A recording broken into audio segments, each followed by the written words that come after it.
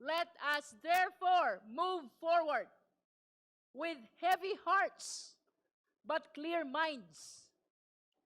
If the Vice President is guilty, let the truth convict her.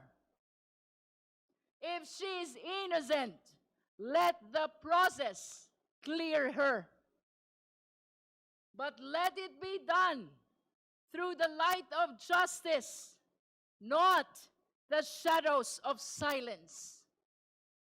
Ituloy na natin ang huling hakbang ng yugtong ito para sa katotohanan, para sa sambayanang Pilipino.